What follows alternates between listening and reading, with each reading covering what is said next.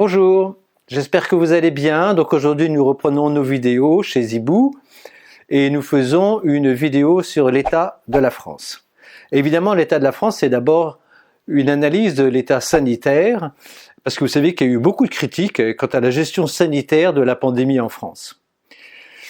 Je voudrais faire un premier point là-dessus, c'est que il faut faire attention parce que on a une vision générale et on se dit par exemple la France, elle a beaucoup moins bien géré que l'Allemagne, il y a eu beaucoup plus de morts.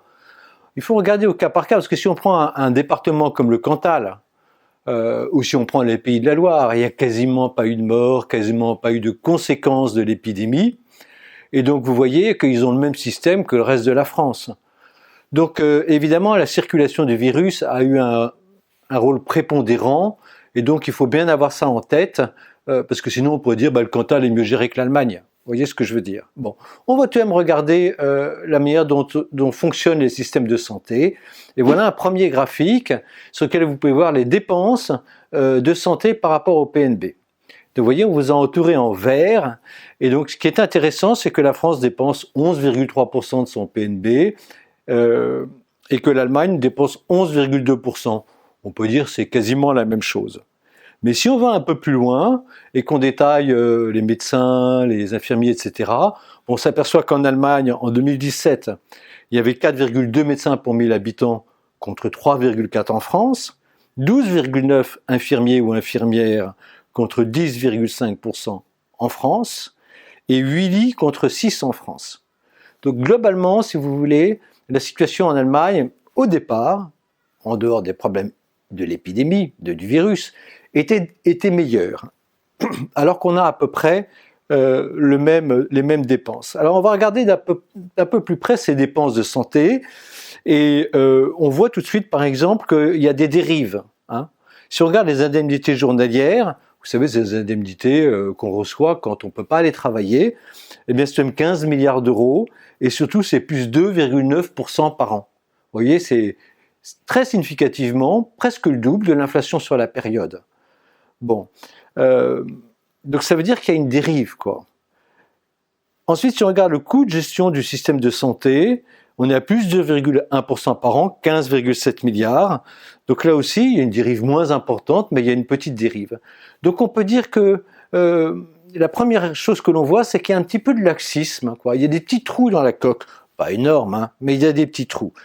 Si on continue plus loin et qu'on va voir le poste CSBM, vous voyez, c'est le plus important, ça veut dire consommation de soins et de biens médicaux, et qu'on le détaille, eh bien on voit par exemple le transport de malades, 5,1 milliards par an. 5,1 milliards, c'est vraiment très important, et surtout c'est plus 4,2% par an. Vous voyez, c'est les taxis qui emmènent les gens à l'hôpital, c'est les ambulances, etc. Bon, mais 4,2%, c'est probablement pas justifié. Donc là aussi, il y a un peu de laxisme. Donc il y a des petits trous dans la coque et bon, on n'y fait pas trop attention, c'est pas très important, mais année après année, ça remplit d'eau le navire. Il faut avoir ça en tête. Alors il y a une autre explication tout de même, qui est peut-être plus importante, c'est qu'on raisonne par rapport au PIB. Mais bon, les dépenses de santé, c'est par habitant. Donc il faut regarder le PIB par habitant. Et alors là, si on regarde le PIB par habitant, on vous l'a mis pour les principaux pays de l'Union européenne, vous voyez que l'Allemagne est très en avance par rapport à la France, puisqu'ils ont, je crois, 37 ou 38 000 euros de PIB par habitant, et nous, on est plutôt à 32 000. Donc il y a un écart de l'ordre de 15%, 15 à 20%, et si vous voulez, forcément, les dépenses de santé, même avec le même pourcentage du PIB, elles sont 15 à 20% plus importantes par habitant.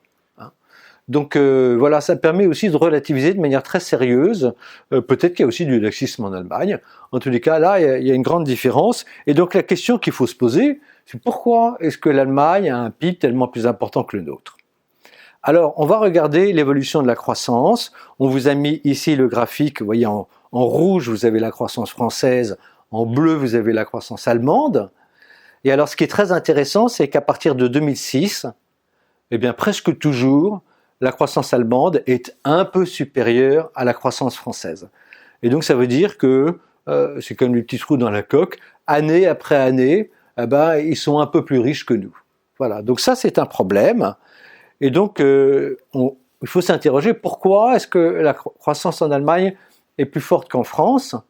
Alors on va regarder une série d'éléments. On va d'abord regarder l'investissement, ce qu'on appelle la formation brute de capital fixe. Et là on a une surprise, c'est que la France investit plus que l'Allemagne.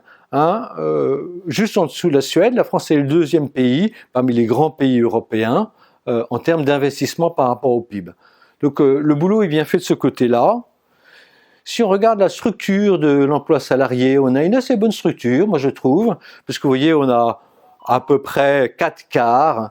Un quart, c'est les grandes entreprises, un quart, ce sont les ETI, un petit peu plus d'un quart, ce sont les PME, et un peu moins d'un quart, ce sont les micro-entreprises.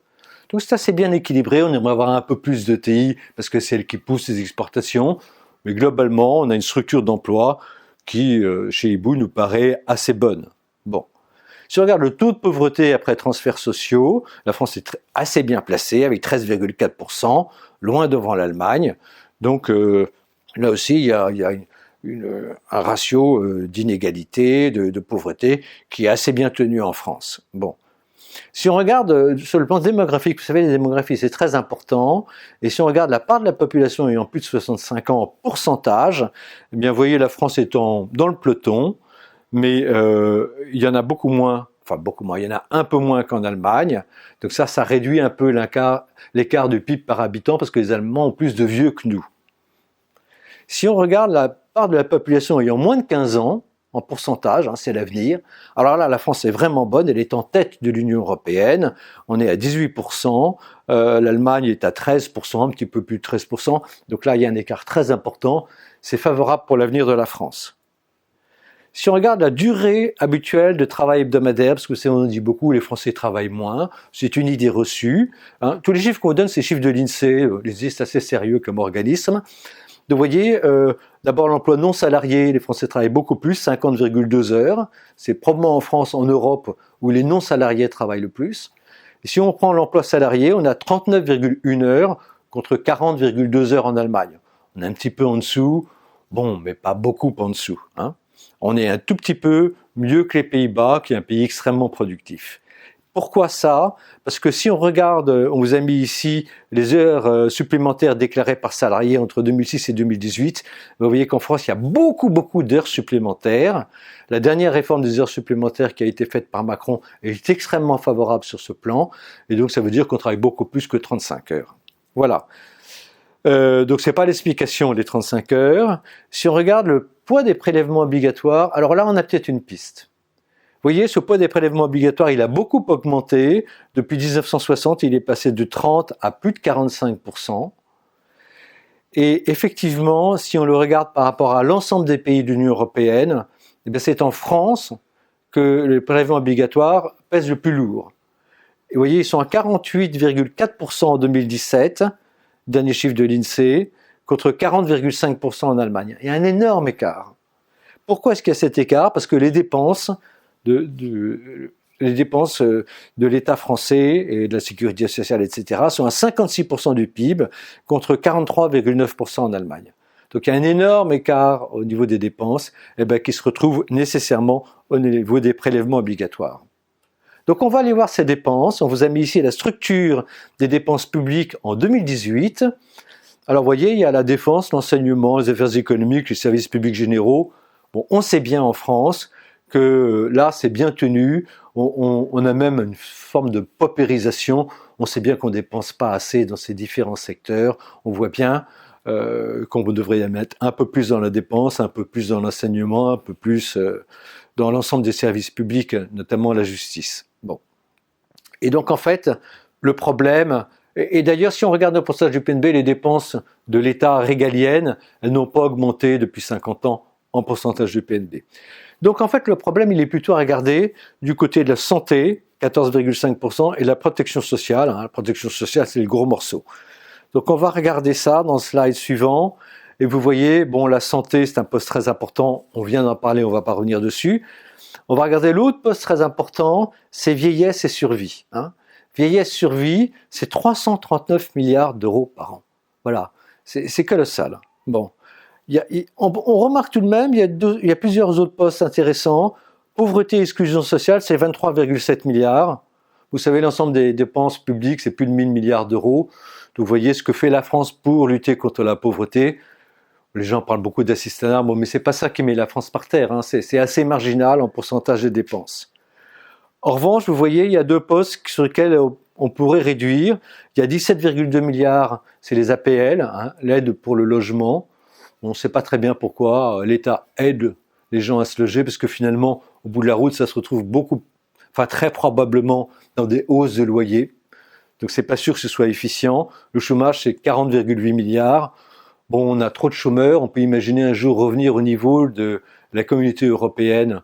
Un pays comme l'Allemagne, il a moins de 4% de chômage, donc 2,5 fois quasiment moins que nous. Donc c'est vrai que si on arrivait à ce résultat, on ferait 20 milliards d'économies. Donc vous voyez, on peut faire 20 plus 17 milliards, à peu près presque 40 milliards d'euros d'économies, c'est colossal. Voilà, il y a des pistes d'amélioration.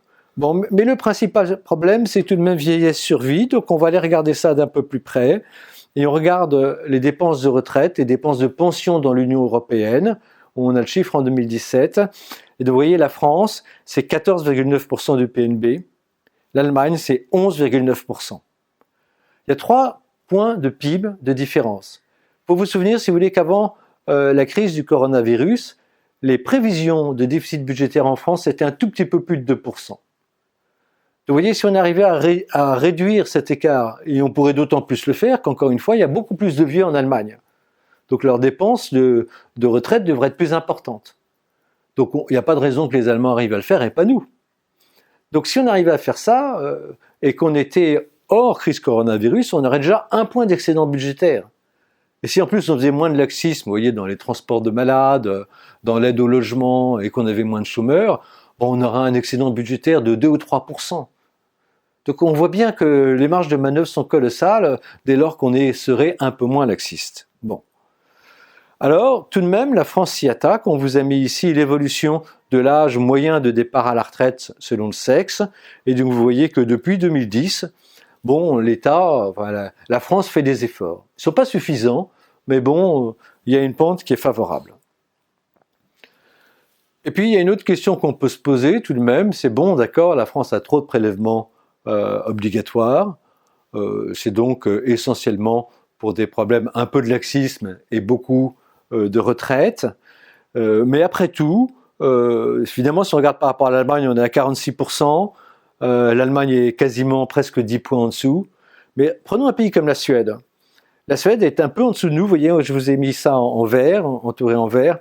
La Suède est un petit peu en dessous de 45%, on est un petit peu au-dessus. Bon, c'est pas une énorme différence.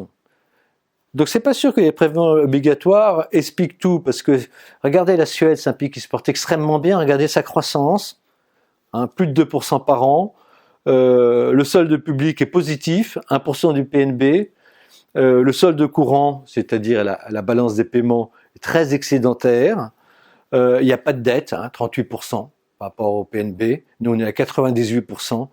Donc voilà un pays qui a tout de même un taux de prélèvement obligatoire un peu moins élevé que le nôtre, mais tout de même très élevé, et qui se porte très bien.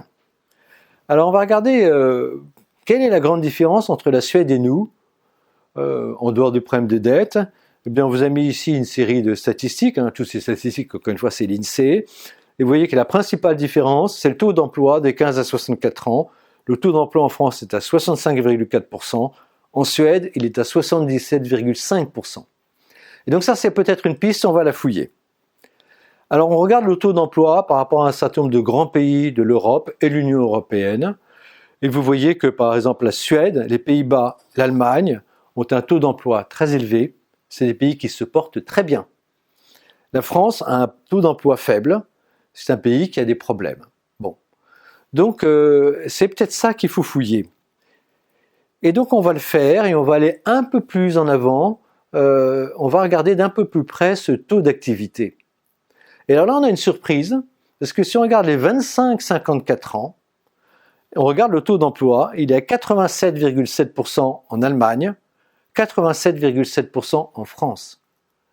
Et si on regarde aux Pays-Bas, un pays qui se porte très bien, il est en dessous de la France à 87%. Donc vous voyez, dans les 25-54 ans, contrairement à ce qu'on pourrait croire, la France se porte très bien.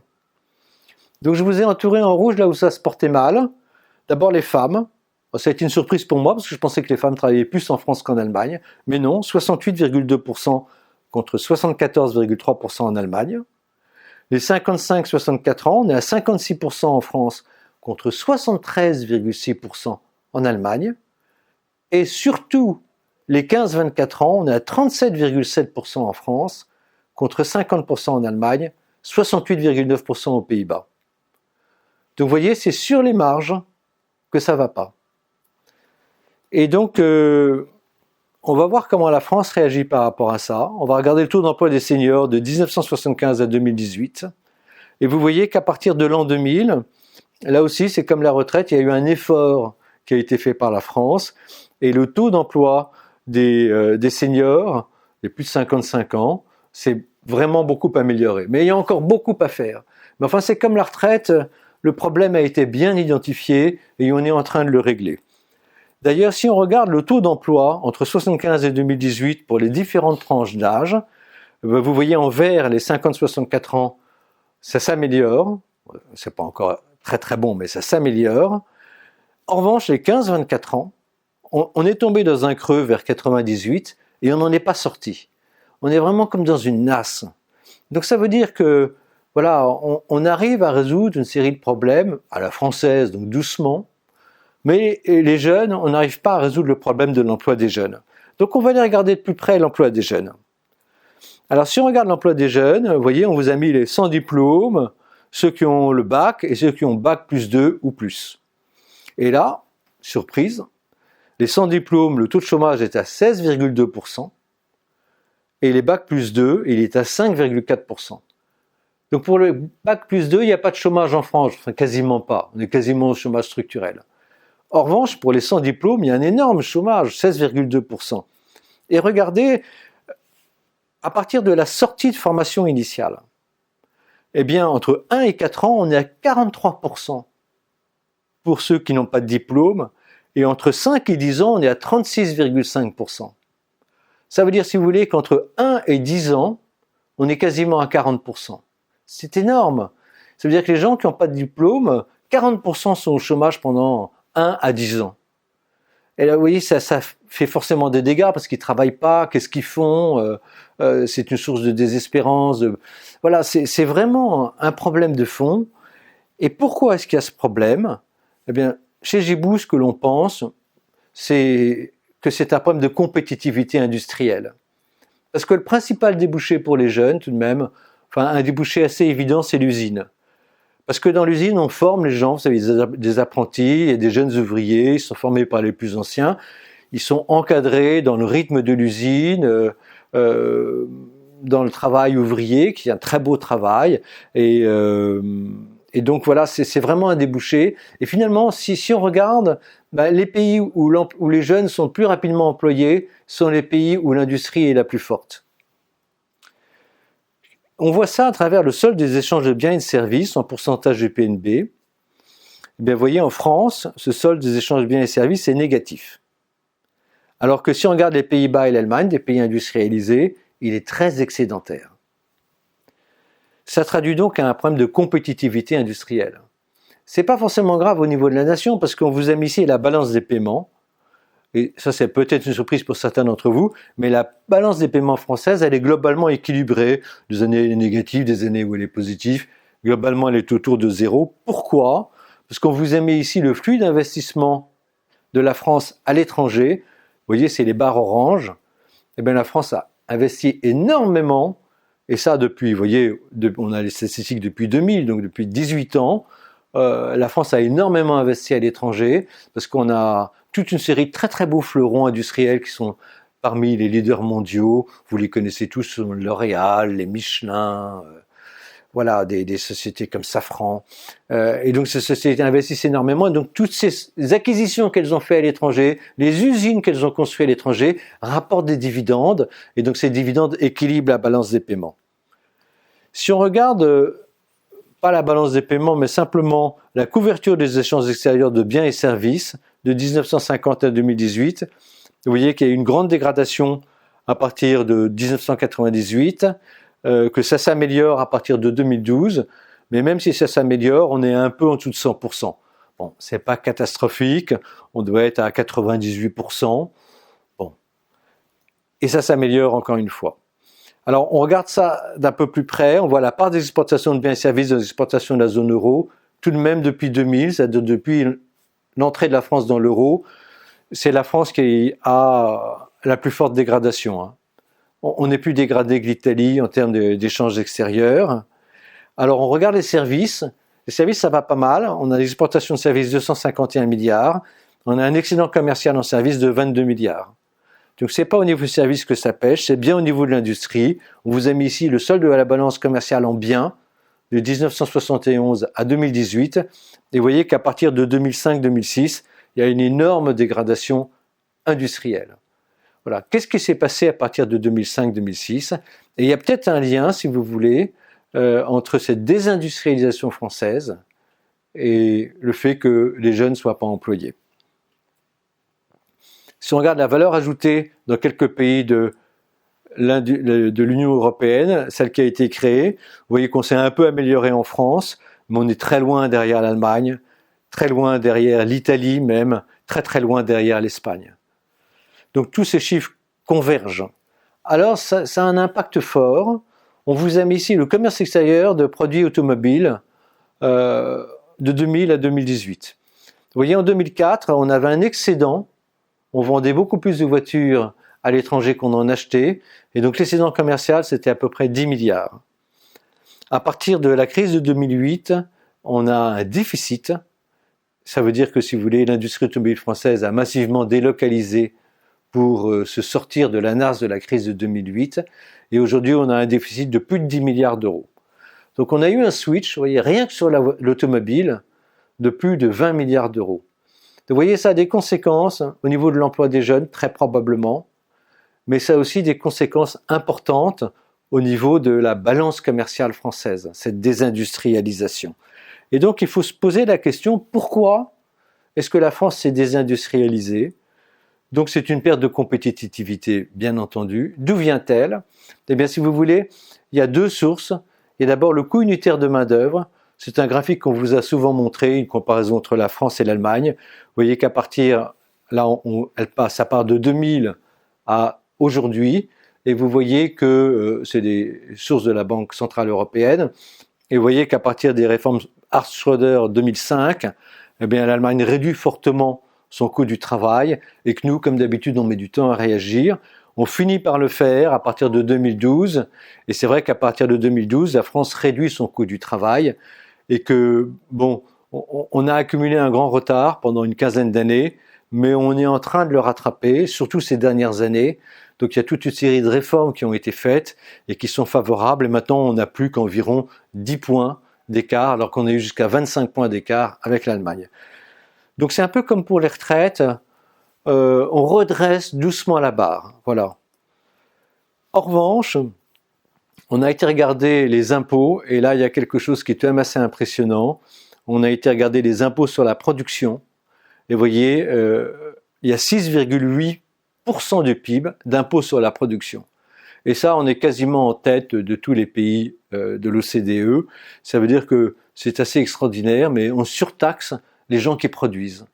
Et donc, si vous voulez, les entreprises, c'est comme si elles devaient courir contre les autres, mais on leur a mis un sac à dos, et dans ce sac à dos, on a mis des pierres, et on leur a dit, démerdez-vous, vous allez courir contre vos concurrents, mais vous avez un sac de pierres. Donc ça, c'est pas possible. Et on va regarder d'un peu plus près la structure des impôts en France, hein, c'est le slide qui vient.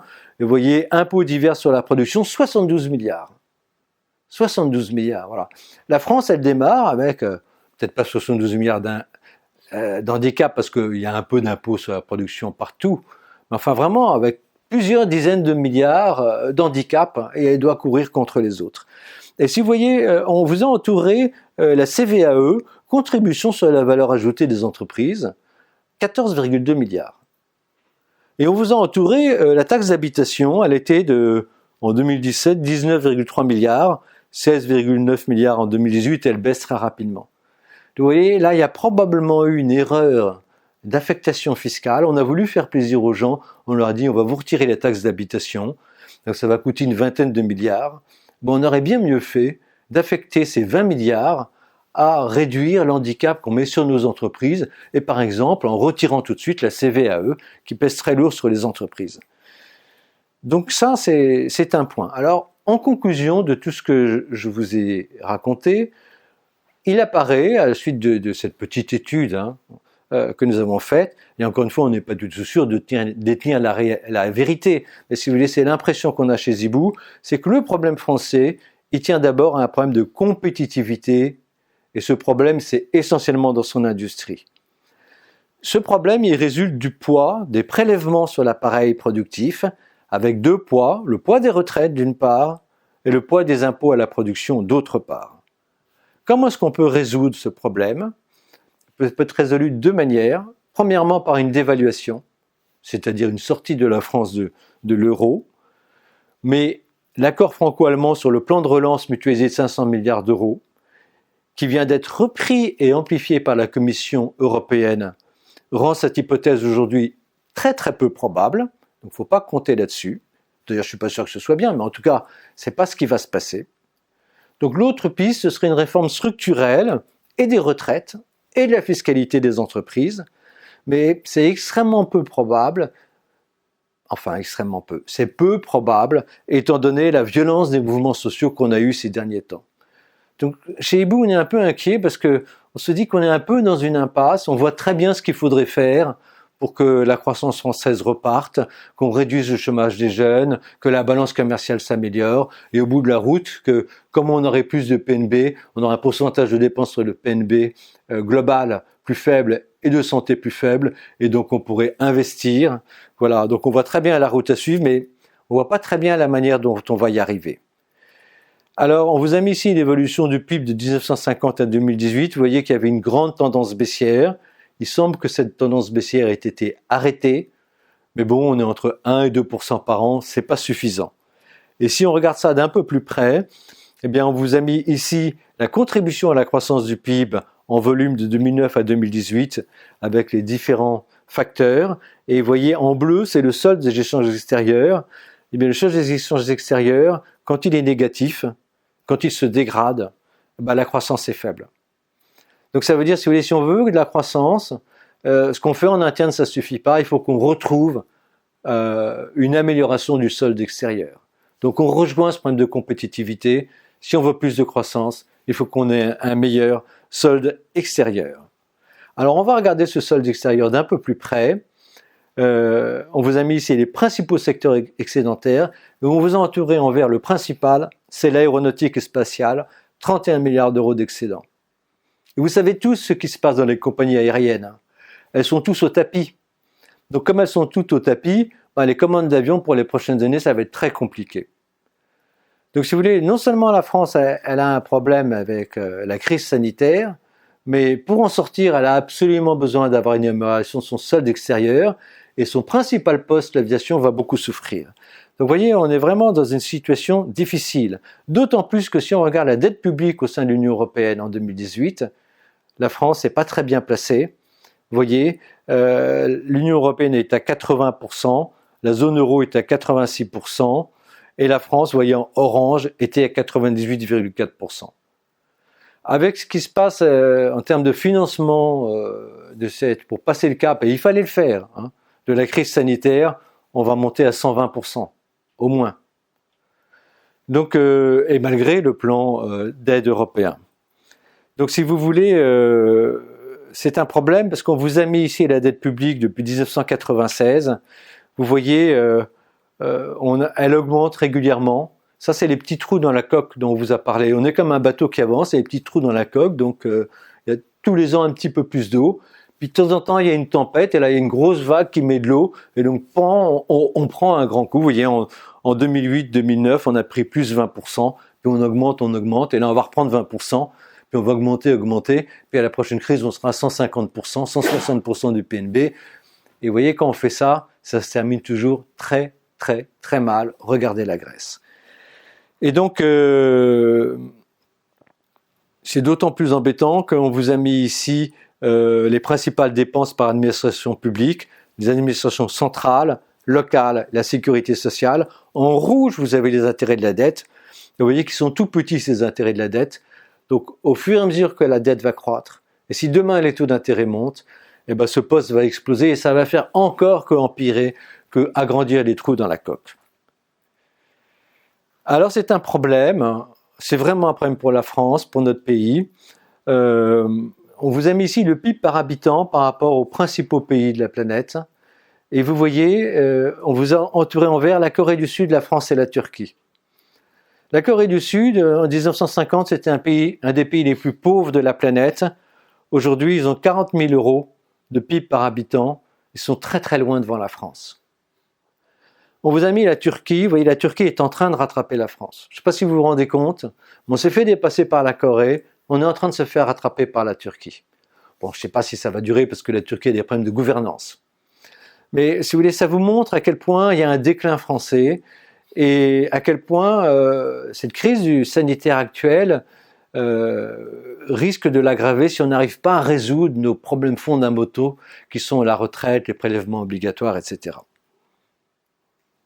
Alors, les gens en général, quand on lit un édito, etc., ils ont des grandes idées générales, ils vous expliquent ce qu'il faudrait faire, il n'y a qu'à Faucon, il faudrait sortir de l'euro, il faudrait augmenter la dette, remettre l'ISF, bon, les grandes idées. Chez Zibou, on n'y croit pas tellement. Parce que bon, chaque peuple a son caractère. Regardez la France de l'ancien régime, elle avait déjà des petits trous dans la coque et de temps en temps il y avait une grande dépense comme les guerres d'Amérique et tout à coup on remettait un coup de dette puis ça se terminait mal. Si on regarde la France du Moyen Âge, bon, pourquoi est-ce qu'on a brûlé les Templiers? C'est parce qu'on avait besoin de l'argent des Templiers. Il y avait déjà ce problème de service public. Si vous voulez, en France, l'État est au centre. Bon, il dépense structurellement un peu plus. Donc, je suis pas sûr qu'avec des grandes idées générales, on arrive à résoudre le problème franco-français. On voit bien à quel point c'est difficile de réformer.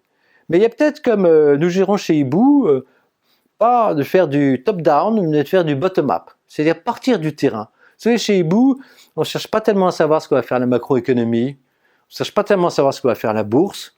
On essaie simplement de regarder société par société, quels sont leurs avantages concurrentiels et si à un moment donné elles sont sous-évaluées pour acheter. C'est la méthode de Warren Buffett. Bon. Et finalement, vous verrez, sur la durée, ça marche extrêmement bien. Est-ce qu'on ne peut pas faire la même chose en France? On s'est amusé à réfléchir à ça chez Hibou et on s'est dit, est-ce qu'il n'y a pas des endroits où ça marche en France? Et alors on a trouvé une ville étonnante qui s'appelle Les Herbiers. Les Herbiers, c'est au fin fond de la Vendée. C'est une petite ville avec la communauté, c'est à peu près 30 000 habitants, Herbiers et ses environs. Eh bien, c'est une ville qui n'avait aucun atout. C'est en Vendée, il n'y a pas de train, il n'y a pas d'avion, il n'y avait pas de tradition industrielle, il n'y a pas de matières premières, il n'y a pas la proximité d'une grande ville, il n'y a pas l'attrait d'être au bord de la mer, ils sont à 100 km de la mer. Ils ont les mêmes prélèvements obligatoires que nous partout en France. Eh bien, aux Herbiers, il y a plus de 1000 entreprises. Et donc 85% ont leur siège social aux Herbiers. Le chômage est à 4,5%, structurellement depuis 10 ans entre 4 et 5%, quasiment le plein emploi. L'emploi industriel, c'est 41% de la population contre 13,9% en France. Donc on pourrait se poser des questions. Essayons de, peut-être pour une fois, de ne pas avoir des grandes idées universalistes et générales, mais regardons sur le terrain pourquoi ça se passe bien là. Et est-ce qu'on ne pourrait pas tirer des leçons pour le reste de la France de ce qui se passe aux Herbiers? Voilà, faire un peu pour notre pays ce que nous faisons pour le portefeuille Hibou. Voilà, c'est une piste de réflexion, c'est peut-être une lumière au bout du tunnel. Voilà. Alors, à très bientôt avec l'équipe Hibou.